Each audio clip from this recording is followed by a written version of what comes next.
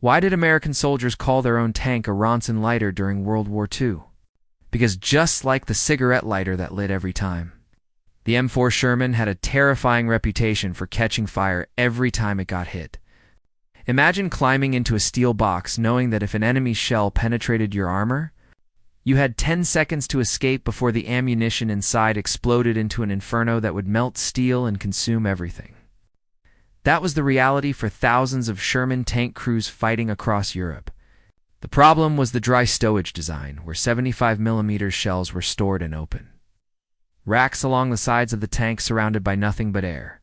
When a German Tiger or Panther fired an armor-piercing round through the hull, metal fragments would recalculate inside and hit those exposed shells.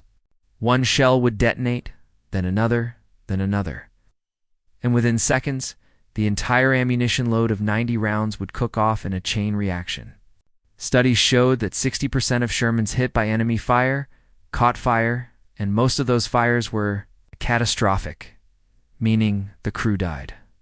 Tankers had a higher death rate than infantry because they were locked inside a target that every German anti-tank gun was aiming at.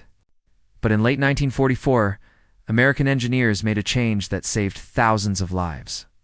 They moved the ammunition to armored bins at the bottom of the tank and surrounded those bins with a jacket filled with water and ethylene glycol.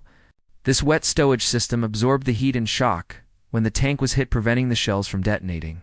The catastrophic fire rate dropped from 60% to just 15%.